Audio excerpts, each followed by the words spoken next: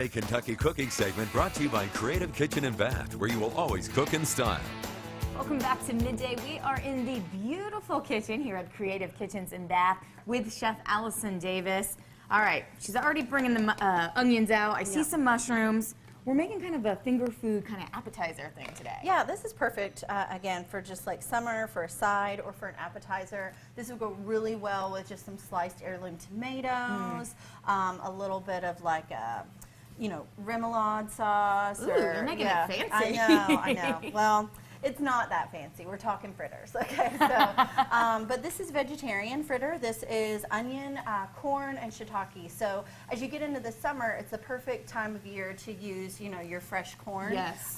But even if you don't have fresh corn, I've got, a couple little, hacks, because tricks. a lot of people have, just lying around from leftover from Thanksgiving, Yep. a can of cream style corn from that corn pudding they made Use it up. back at the holidays. Use it up.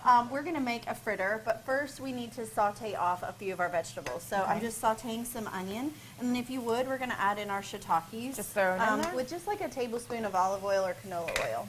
Now, why do you use shiitake mushrooms? I just love shiitakes.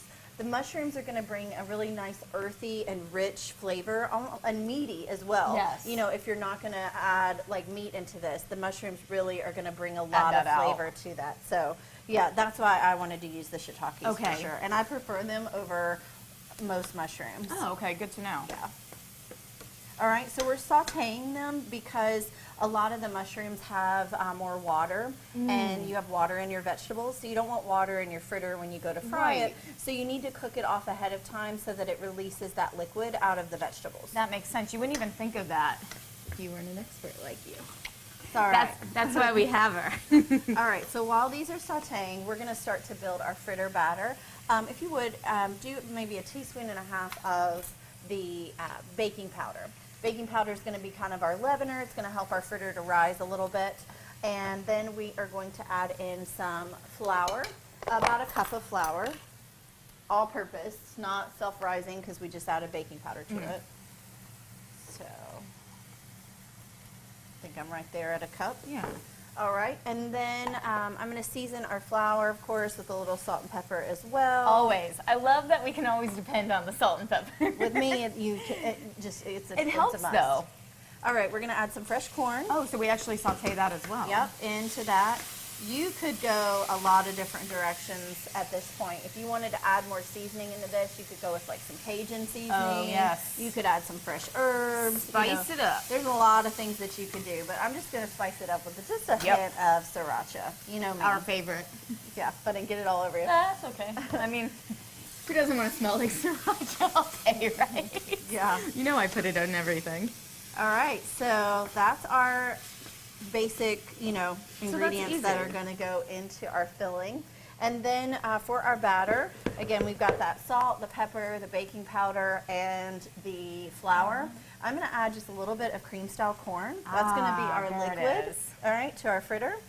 And then we're going to take our ingredients and just add them right into our mixture. I'm just going to add it all. Using the cream style corn. Yeah, I'm just using that so it's kind of the liquid to kind of bring it all together. And adding a little more flavor. And so now we're just going to kind of work our fritters in. If it's still too dry, you can just add a little bit more of that cream style corn. But I think we are going to be in good shape. Wow. Yeah. You get these as appetizers or finger food a lot of times in a lot of restaurants. And you always wonder how they're made. They don't just magically appear. All right, so now we're going to do some oil in our pan, and we're going to really heat that up. So I want enough to kind of shallow fry to where it doesn't stick to the bottom of the pan. Do we need a certain pan to fry correctly? No, I mean, you just need, I like a heavy bottom skillet. This will be just fine because we can flip these over. And yeah, so we'll just take our mixture here. We got to let our oil heat up, but then we'll just sear and have these perfect little corn fritters. Yes. Yeah. So we'll fry some of these up, and then we'll plate and we'll try them. We'll eat them.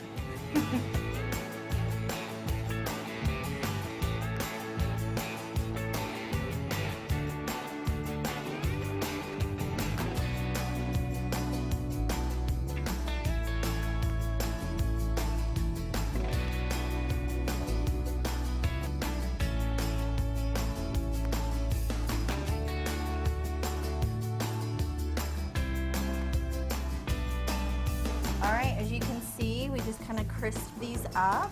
There's no like raw egg or anything in there, No. so as soon as they're crispy, they're really like ready to go.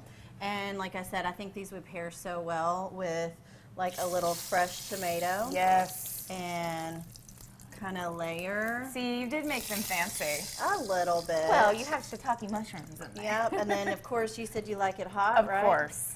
So we'll top this with some sriracha, and voila. Allison, I didn't know you could make fritters, such a pretty dish. I'm really impressed. All right. Well, you guys know where to find this recipe. You can go to middaykentucky.com/recipes tab. We're going to eat this up. We'll be right back. Beautiful fritters.